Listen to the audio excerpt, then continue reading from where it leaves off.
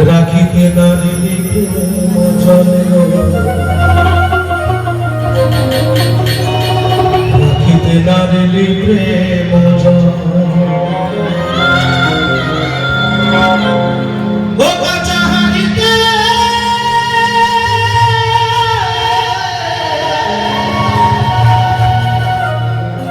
রাখিতে নারিলি প্রেম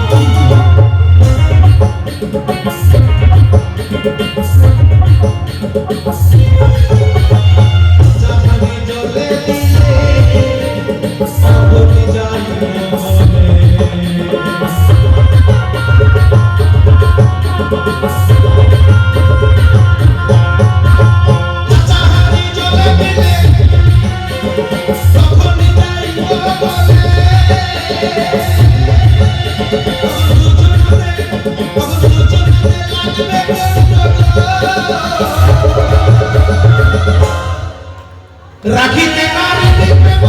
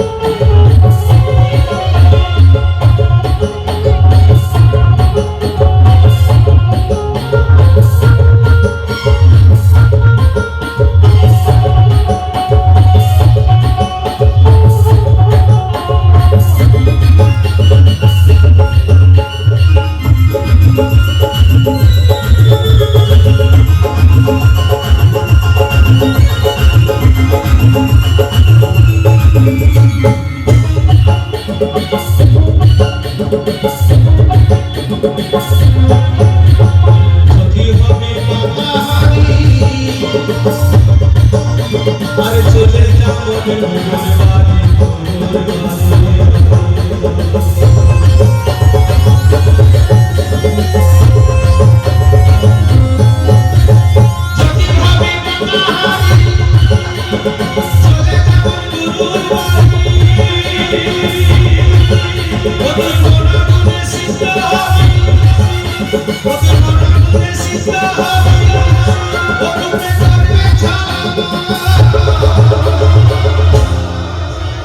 রাখিতে নারিলি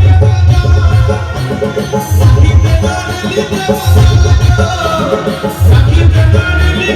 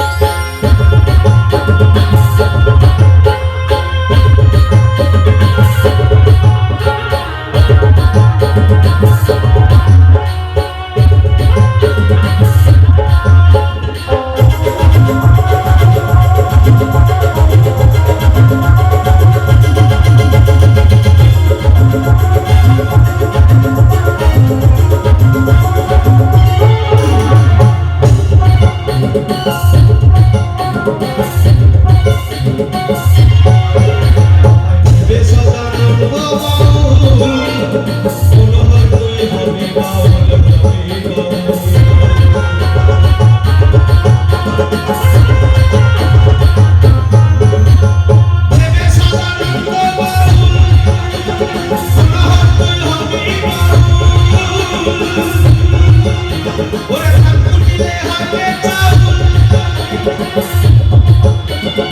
ঠাকুরিলে হাতে চাউল আবার দশ কুটিলে কি মাথা রাখিতে পারিলি রাখিতে পারিলি রাখিতে পারিলি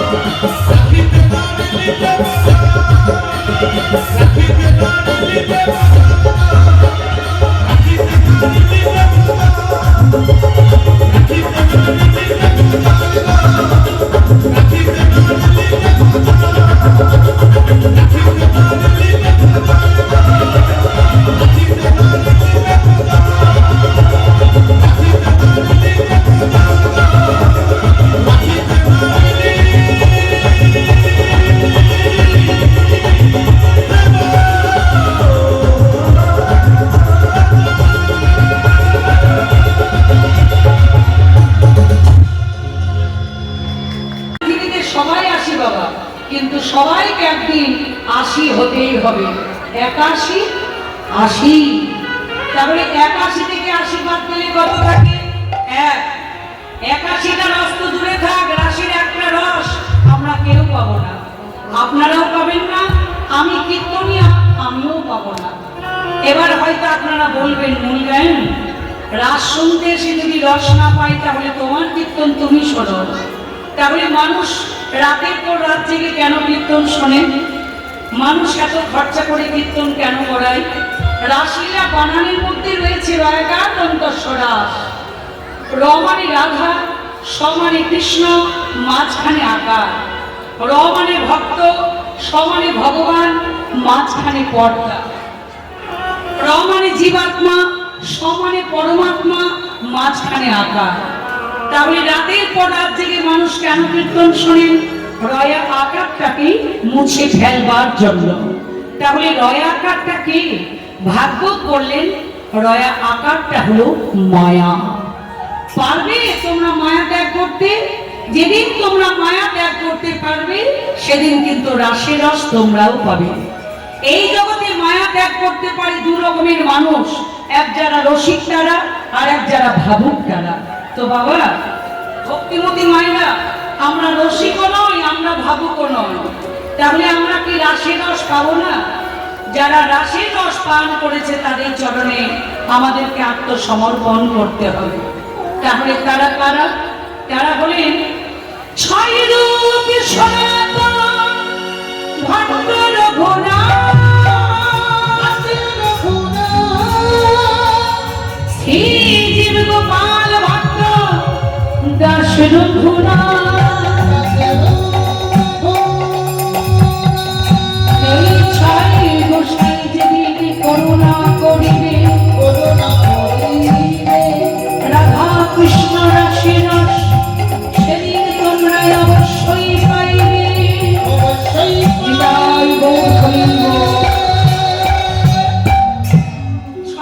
সনাতন ভট্ট রঘুনাথ, শ্রীজীব গোপাল ভট্ট দাস রঘুনাথ, এই ছয় গোসাই যেদিন করুণা করিবে রাধা কৃষ্ণ রাসের রস তোমরা অবশ্যই পাইবে।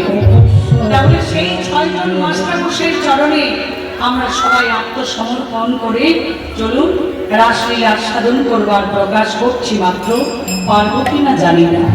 তাহলে রাসলীলা হলো ভক্তির সঙ্গে ভগবানের একেবারে শেষ মিলন। তাহলে এতক্ষণ রাসের তত্ত্ব আলোচনা করলাম, এবার বৈষ্ণব পদাবলী কি বলতে চাইছে দেখি। ভগবান কৃষ্ণচন্দ্র মধ্যরাত্রিতে পালঙ্কের উপরে শয়নে আছেন, ঠিক এইরকম মধ্যরাত্রিতে পালঙ্কের উপরে শয়নে আছেন। এবার শারদীয়া চাঁদের কিরণ জানলার ফাঁক দিয়ে ভগবান কৃষ্ণচন্দ্রের বদন চাঁদের উপর পড়ল। ভগবানের ঘুমটা গেল ভেঙে।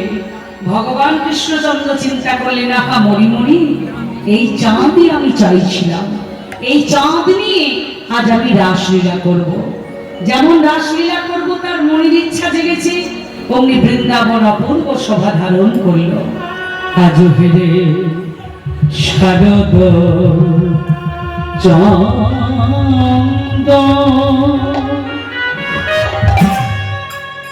পবন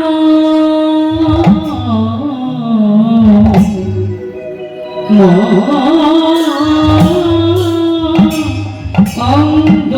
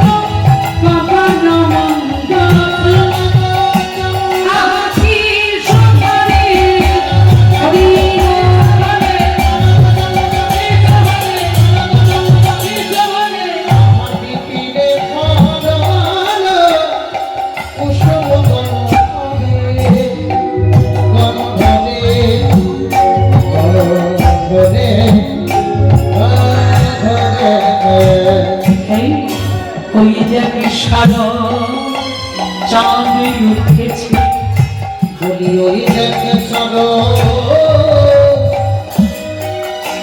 চাঁদ উঠেছে নীল গগন চাঁদ উঠেছে ওই দেখে নীল গগনে চাঁদ উঠেছে এই কোটি কোটি লক্ষ লক্ষ তারার মালা গোলায় জড়িয়ে ওই দেখে নীল গগনে চাঁদ উঠেছে।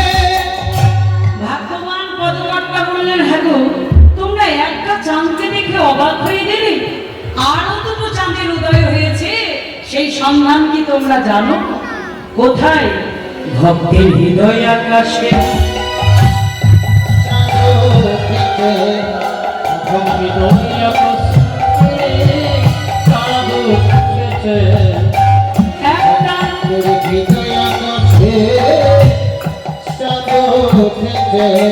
একটা রাই চাঁদ, একটা শ্যাম চাঁদ, ভক্তের হৃদয় আকাশে চাঁদ উঠেছে একটা রাই চাঁদ, একটা শ্যাম চাঁদ ভক্তের হৃদয় আকাশে চাঁদ উঠেছে কিংবা ফুল্ল মল্লিকা মালতী জ্যোতি। একই সভায়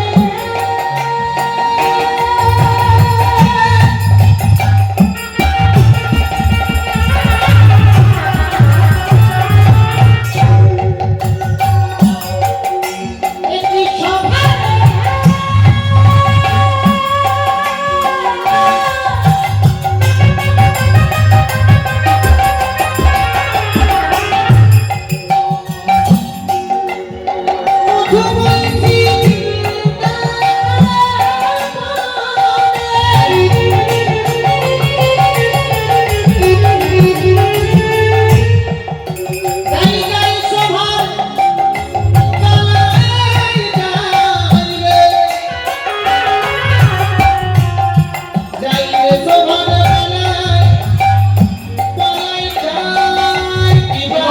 ফুল্ল মল্লিকা মালতী জ্যোতি।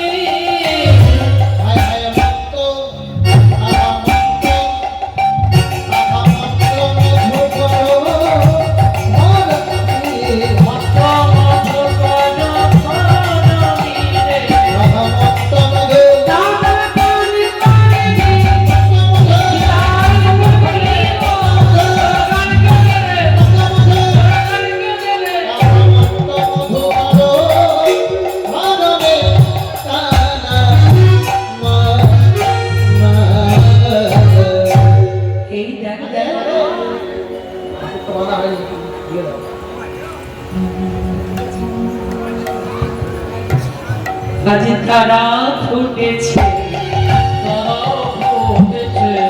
যারা ফোটে না আজ তারাও ফুটেছে। যারা ফোটে না আলো, তারাও ফুটেছে। আকাশে তারা ফুটেছে, তারা ফুটেছে, যারা যারা ফোটে না আলো, তারাও ফুটেছে। শারদ চাঁদ উঠেছে, যে ফুলগুলি প্রস্ফুটিত হওয়ার সময় হয়নি আজকে তারাও ফুটেছে। আবার পবন মন্দ মন্দ চলে যাচ্ছে, আজ বইছে পবন মন্দ মন্দ। ওগো বইছে পবন মন্দ মন্দ। হাত উদয় হেরে শারদ চন্দ্র, বইছে পবন মন্দ মন্দ। টাকা উদয় ঘিরে শরৎ চন্দ্র, বইছে পবন মন্দ মন্দ। শারদ চাঁদ উঠেছে, যে ফুলগুলি প্রস্ফুটিত হওয়ার সময় হয়নি আজকে তারাও ফুটেছে। পবন মন্দ মন্দ চলে যাচ্ছে, আর মাতাল ভ্রমর কি করলো? ফুলের কানে কানে মাতাল ভ্রমর তারা কইছে কথা, মাতাল ভ্রমর তারা কইছে কথা।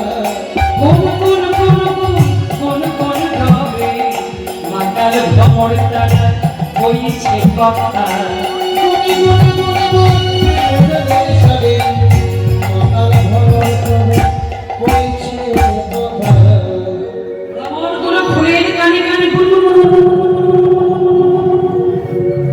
কার গুণ গাইছে? ভ্রমরগুলো খুঁজেই পাচ্ছে না যে কার গুণ গাইবো। গাইবো রাধার গুণ না শ্যামের গুণ গো, কোন কোন সারে কইছে কথা। এই মনা ভার গুনিয়া আমার সবেরে বলিব। রাধা শ্যামের ভক্তির গুণ, এই মনা ভার গুনিয়া আমার সবেরে বলিব।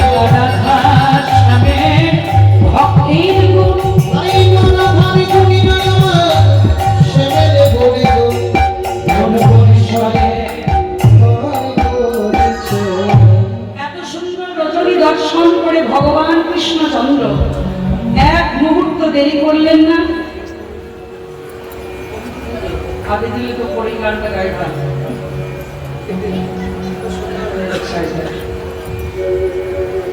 এবার এত সুন্দর রজনী দর্শন করে ভগবান কৃষ্ণচন্দ্র রাসলীলা করবার জন্য প্রস্তুত হলেন। কোন রাত্রিতে? হেরত রাত্রি, ওই ছানা ভাতি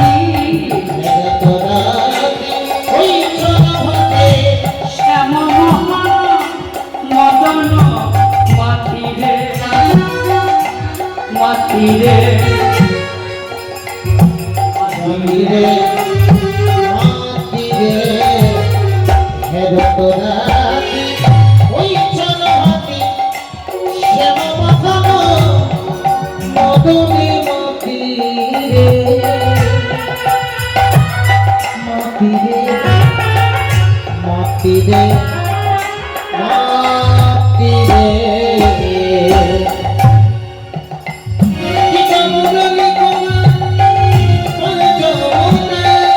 মোড়ালে কোদাল পঞ্চমনা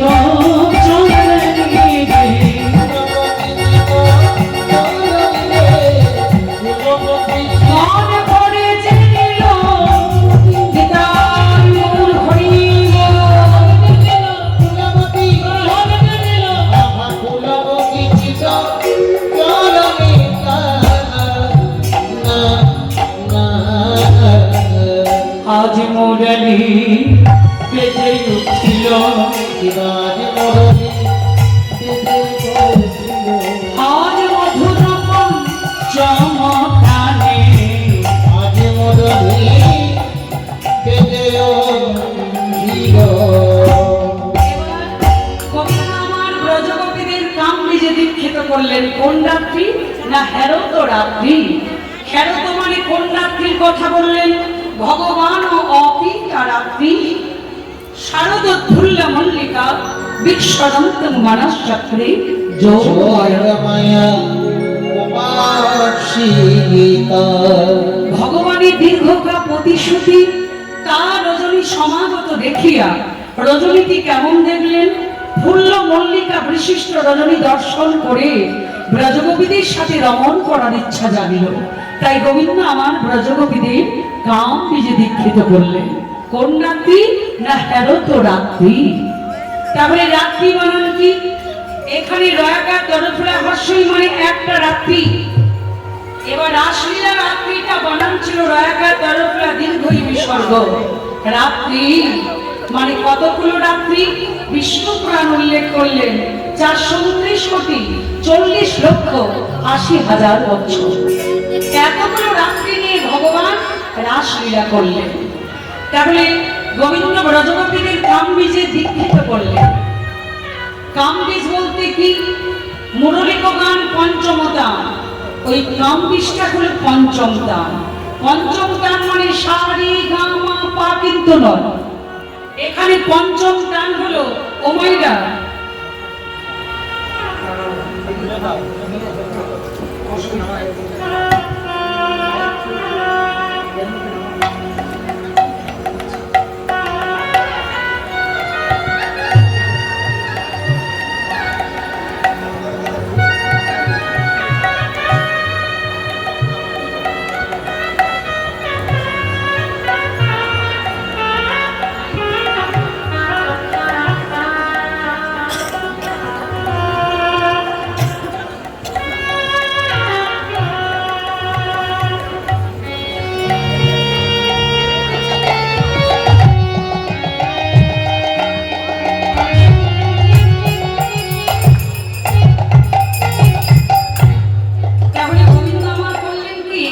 ব্রজগোপীদের কামবীজে দীক্ষিত করলেন। কোন রাত্রিতে? না হেরত রাতি ঐছন ভাতি শ্যাম মোহন মদন মাতি। মুরলিক গান পঞ্চম টান। পঞ্চম টান বলতে কি জানেন? বৃন্দাবনে অপ্রাকৃত নবীন মদান। নবীন মদন। কামবীজ কাম গায়ত্রী যারে উপাসন। যারে উপাসন। কামবীজ কি? এখানে কামবীজ মানে হলো যারা কালী মন্ত্রে দীক্ষিত তাদের কথা বলতে পারলাম না, যারা কৃষ্ণ মন্ত্রে দীক্ষিত তাদের কথা বলছি। ওই পঞ্চম দান কামবীজ মন্ত্র ওটা হলো ক ল দীর্ঘই অনুসার চন্দ্রবিন্দু। কেমন? এই পঞ্চম দান। তাহলে এই পঞ্চম দান গোবিন্দের বাঁশির মধ্যে কিন্তু লুকিয়েছিল। তাহলে এই পঞ্চম দানটা মানে কি জানেন? যদি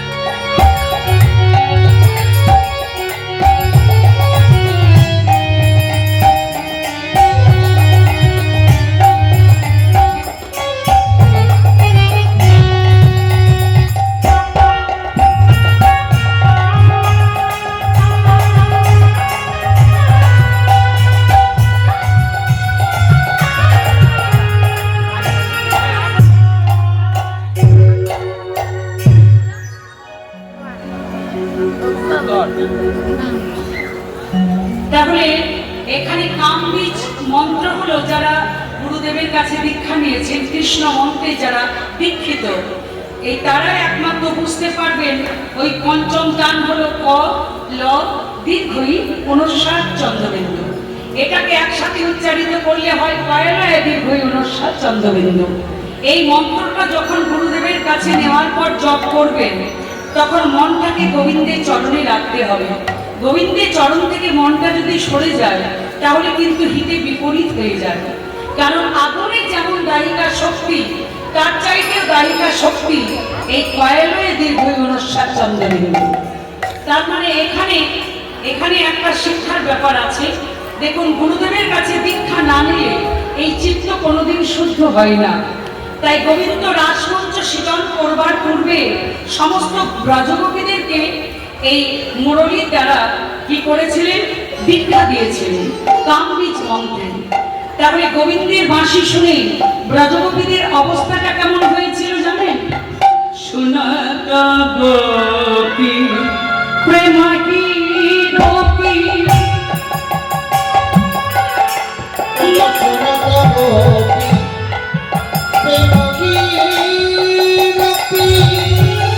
মনাকে মনাকে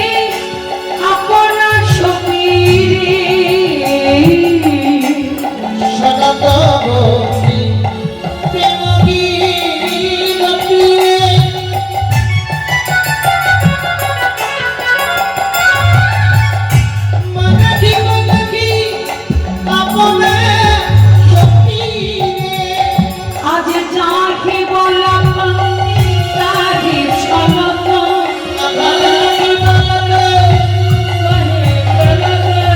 মুরলী কখন পালানি রে।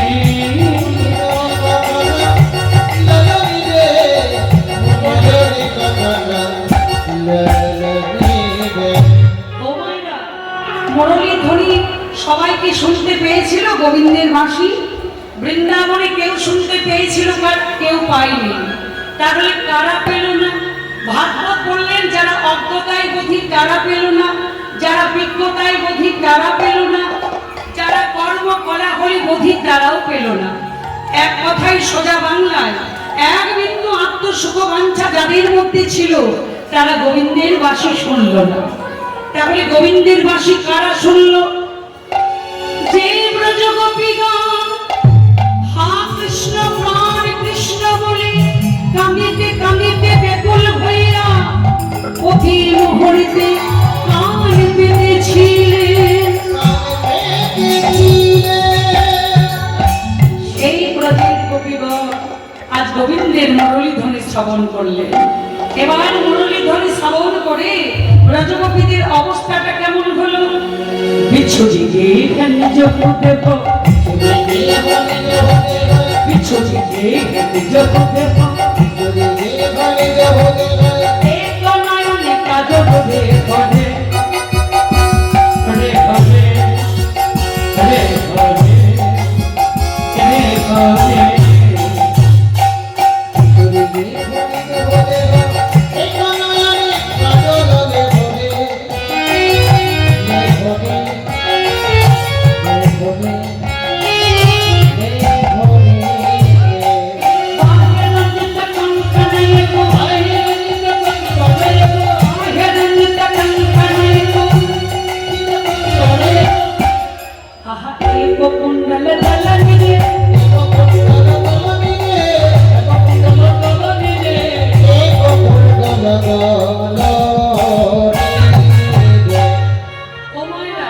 ব্রজগোপীরা গোবিন্দের বাঁশি শুনে তারা করলো কি? কেউ এক নয়নে কাজল করলো, কেউ এক হাতে কঙ্কন করলো, কেউ এক কর্ণে কুণ্ডল করলো।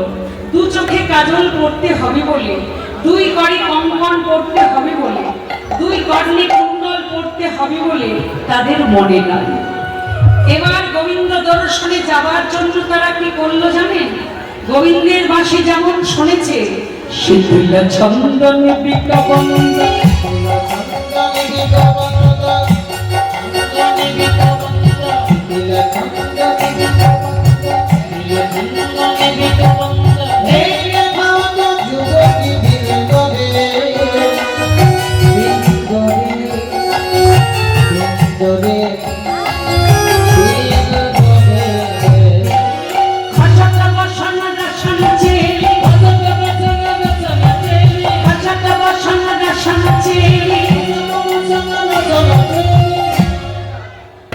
আহা বলি তবে নিদলানি রে, বলি তবে নিদলানি রে, বলি তবে নিদলানি রে,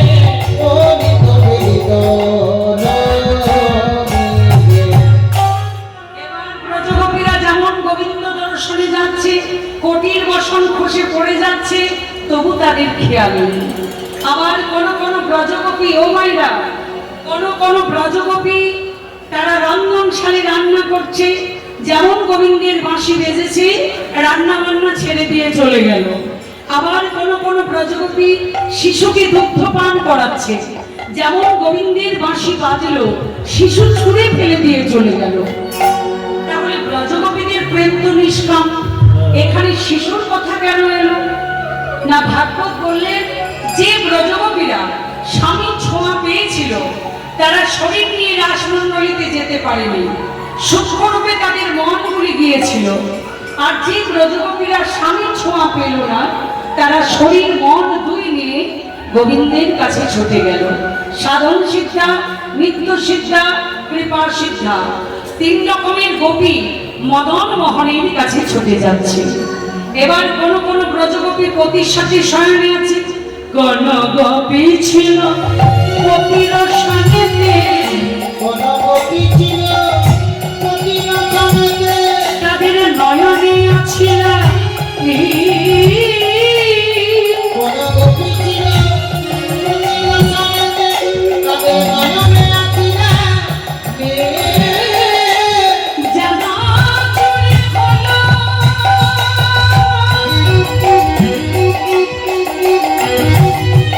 সকলে রইল মানসে কাটিয়া আসি। আমাদের তুমি হও সকলে রইল মানবে কাটিয়া তারা পতি ছেড়ে চলে গেল, তারা পতি ছেড়ে চলে গেল, তাদের পতি বলে নাই রে বলে গোবিন্দের মুখ রবি শোনে, তাদের পতি বলে নাই রে বলে, গোবিন্দের মুখ রবি শোনে। পতি বলে রাম গৌর হরি বল, পতি বলে নাই রে বলে, গোবিন্দের রবি শুনে। তারা পতি ছেড়ে চলে গেল। কোন ব্রজগোপী তারা পতির সাথে শয়নে আছে, যেমন গোবিন্দের বাঁশি বেজেছে পতি ছেড়ে দিয়ে চুপি চুপি গোবিন্দ দর্শনে চলে যাচ্ছে। কোন ব্রজগোপীদের পতিরা কিন্তু জেগেছিল, তারা দেখতে পেয়ে বলছে আরে আরে আরে আরে আয়, এত রাত্রিতে তোমরা কোথায় যাবে? কেন গো আমরা পতির কাছে যাব? কে তোমাদের পতি? কেন শ্যামাদের পতি? ও শাদি করে আমার পতি হয় শ্যাম, হ্যাঁ তার মানে তুমি বৃন্দাবনের কুলোটা না, তোমাদেরকে যেতে দেব না। আপন আপন ব্রজগোপীর পতি আপন আপন পত্নীকে দরজা আবদ্ধ করে দাঁড়িয়ে আছে। আবদ্ধ ঘরের মধ্যে ব্রজগোপীরা গোবিন্দকে স্মরণ করলেন। হে কৃষ্ণ করুণা সিন্ধু করুণা সিন্ধু দীনবন্ধু জগৎপতি জগতে পতি গোপেশ্বর গোপিকা কান্ত গোপিকানন্দ রাধা কান্ত নমস্তুতে। নমস্তুতে। ব্রজগোপীরা যেমন গোবিন্দকে স্মরণ করলেন, প্রত্যেকটা ব্রজগোপীদের মাথাতে একটা করে বুদ্ধি এলো, কারণ গোবিন্দ হলেন বিপদকারী মধুসূদন। বিপদে পড়লে কেউ যদি গোবিন্দকে ডাকে গোবিন্দ কোনো না কোনো একটা উপায় করবেন। তাই ব্রজগোপীরা করলেন কি, গোবিন্দকে স্মরণ করলেন, ব্রজগোপীদের মাথাতে একটা বুদ্ধি এলো। আপন আপন ব্রজগোপী আপন আপন স্বামীর কাছে গিয়ে বলছে, ওগো স্বামী, আজ থেকে তুমি আমাকে যা বলবে আমি তাই শুনবো, আমি তাই শুনিব। শুধু একটি বারে আমাদের কথা মতো তিনবার